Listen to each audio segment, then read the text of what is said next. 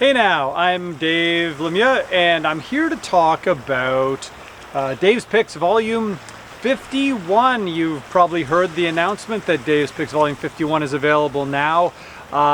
It's a great show, we're going to talk about it in a minute. But it's been so far a great year. So what are we now? We're July 15th when I'm shooting this.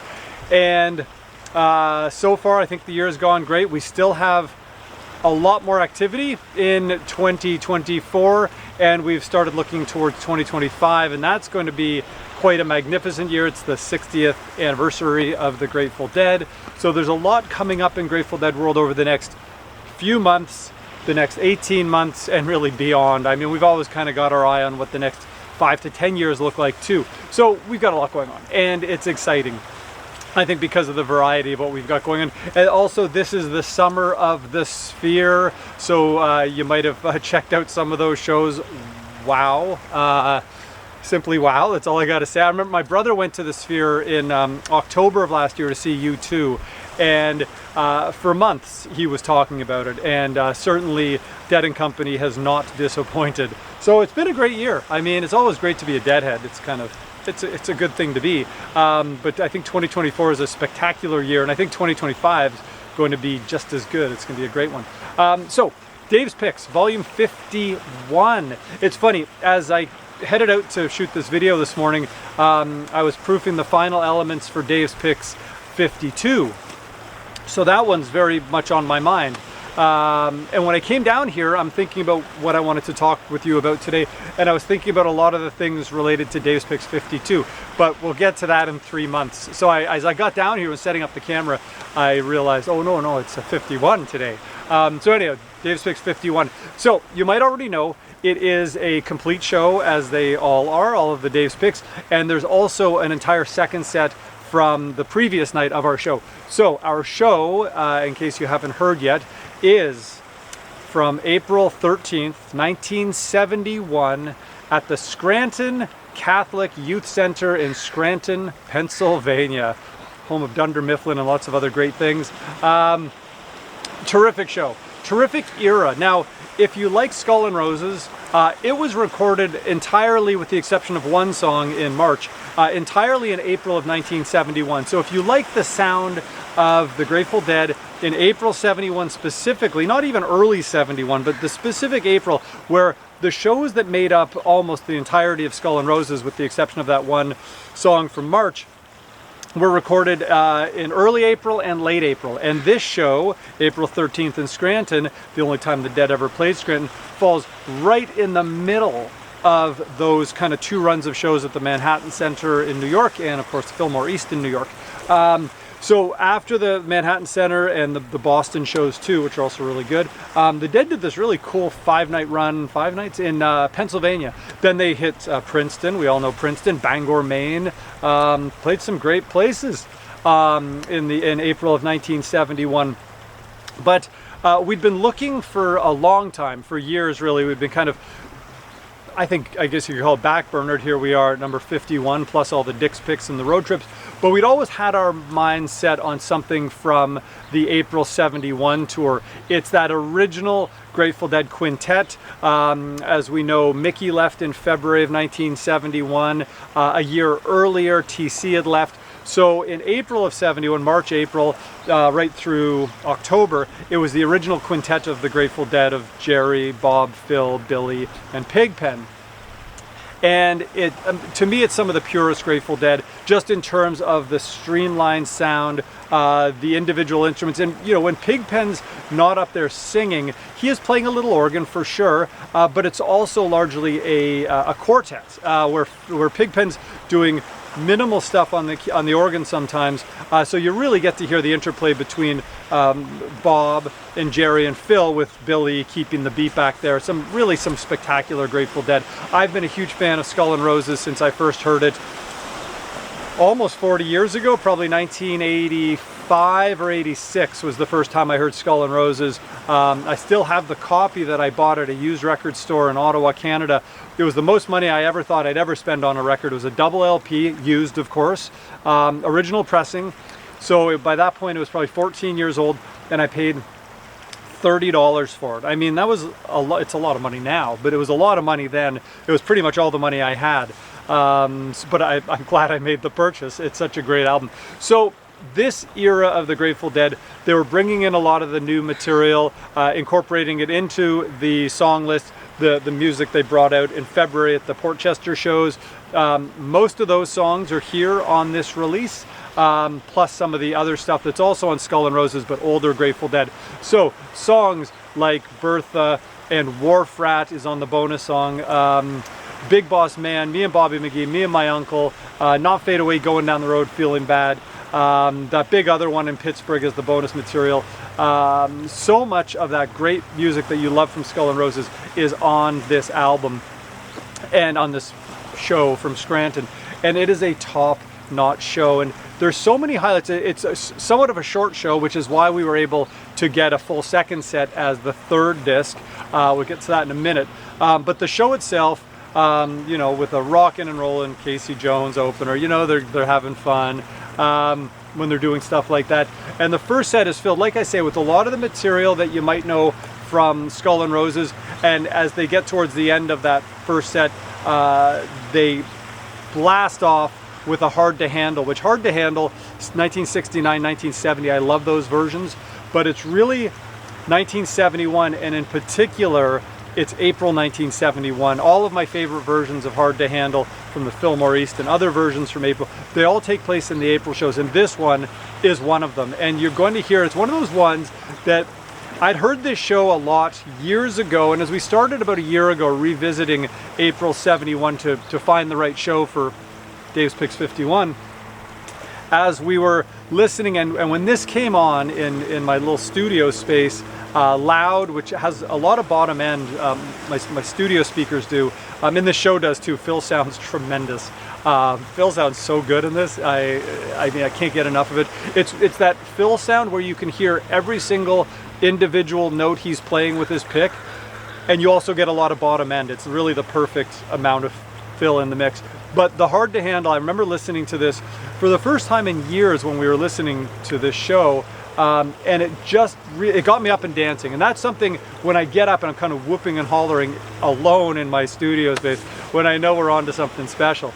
So incredible. The second set of this show is focused around a truckin' jam, but not going into the other one as you'd expect. We'll get to that in a minute.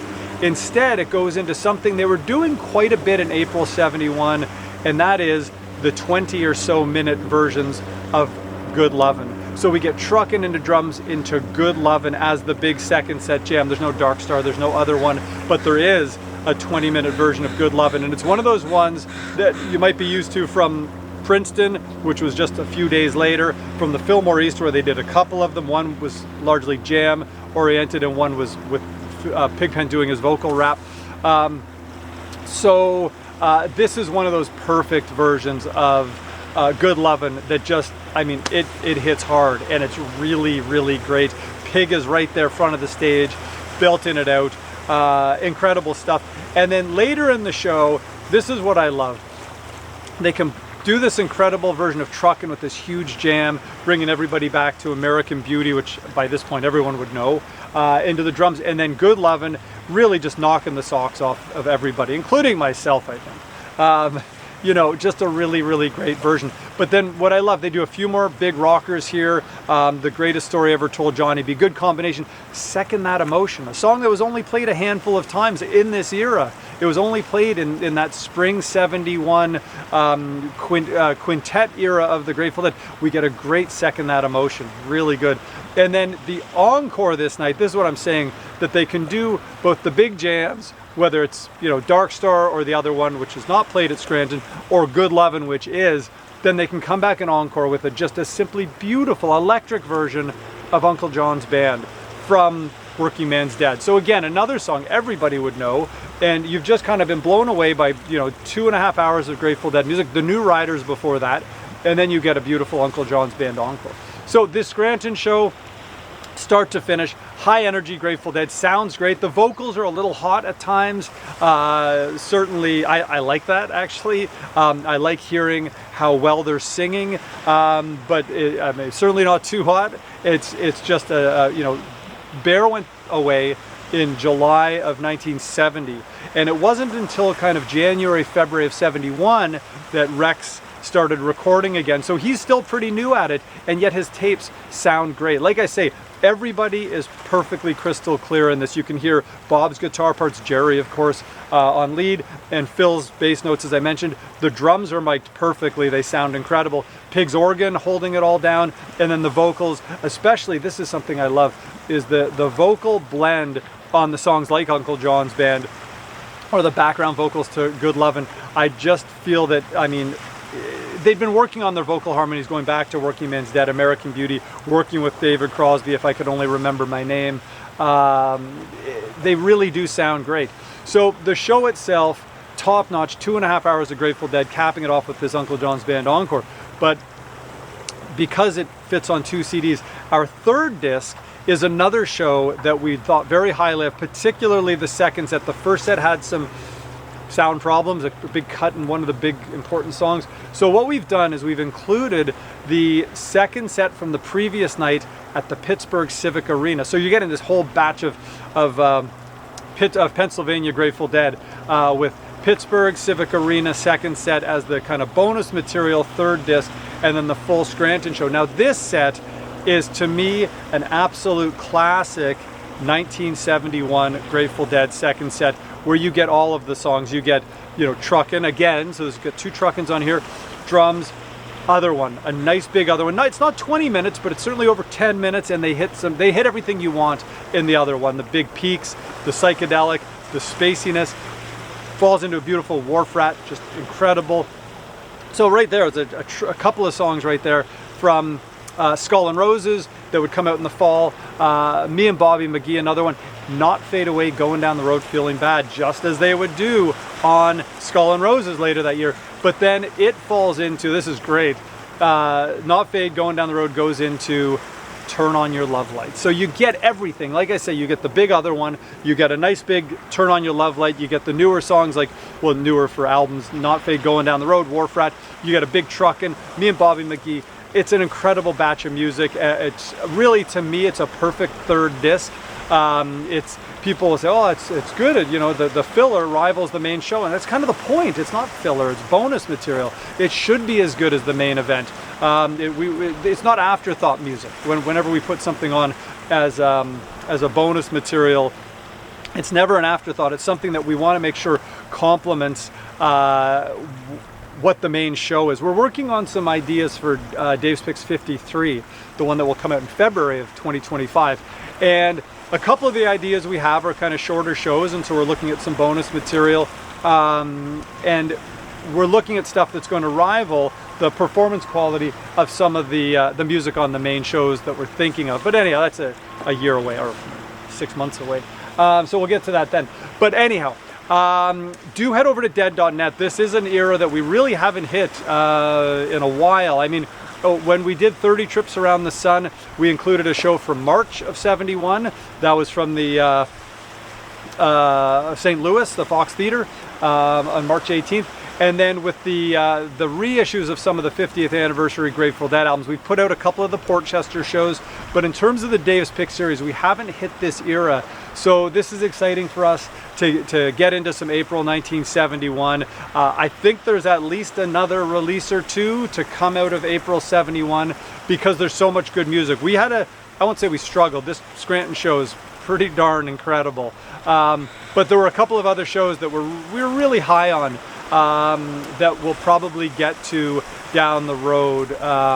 This often happens where we revisit an era, and while doing it, we realize how great that week of shows, that tour is, and we make our notes, and then when we want to revisit, it's a little bit more of an easier process, because we already have the groundwork done of, well, we almost went with that show or that show instead of the Scranton show, but we're very happy with the Scranton show. But I wouldn't be surprised in the next couple of years if we don't get another show from this era out, because there's some really, really great music to be heard. So do head over to dead.net. They do sell out pretty quickly. They're limited to 25,000. I think they all sell out, you know, sometimes within a week or two, sometimes a month or two, occasionally within a few hours. So do check it out. The package on this one, as you'd expect. So, as you know, every year for the Dave's Picks series, we always have a different artist in residence. And this year has been Steve Vance. Now, Steve Vance is somebody we've worked with for decades. I mean, 15, a long time. Incredible package designer, Grammy nominee, incredible artist as well. So while he's been doing the Dave's Picks from the beginning in terms of the package design and layout, this year he's actually also our artist in residence. So Dave's Picks 49, 50, 51, and the upcoming 52, plus the bonus disc that came with number 50. Steve has done that, and the artwork he's got for this, when you see it, it's clearly an homage to something very Scranton-centric. Steve Vance, being our package designer on this one, artist who's done the incredible artwork.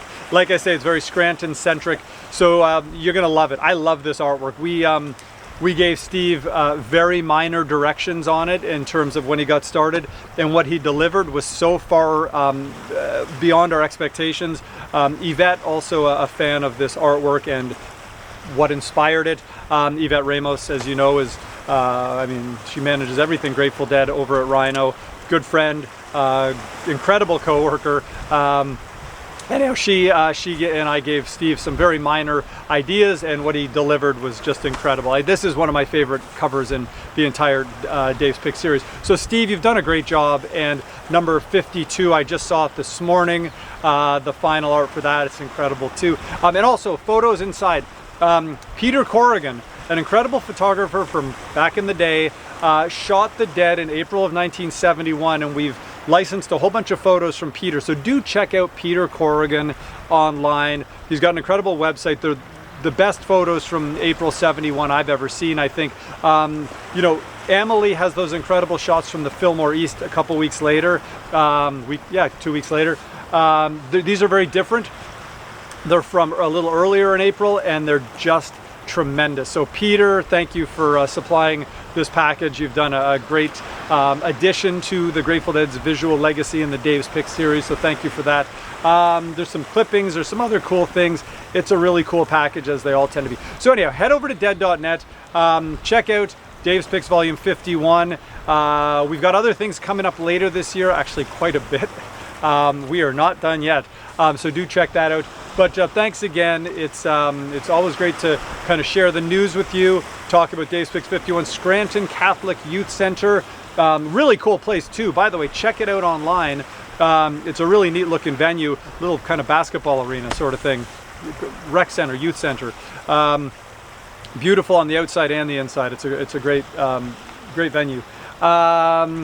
And what else can I tell you? Yeah, so it's April 13th, 1971, the original quintet of the Grateful Dead, Jerry, Bob, Phil, Billy, and Pigpen. And there's a whole extra hour and a quarter from the previous night at the Pittsburgh Civic Arena, the Igloo, on April 12th, 71. They did this little mini tour of Pennsylvania, sandwiched between the Manhattan Center, Boston shows, and then later on, they also did Bangor, Maine, a couple other shows a little south.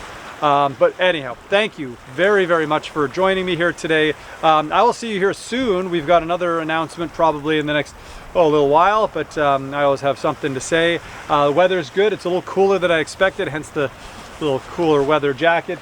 But thanks. Dave's Picks 51 available now at dead.net. Go check it out. It's really good stuff. Thanks a lot. I'm going to shut it down with my little remote control now, see if it works.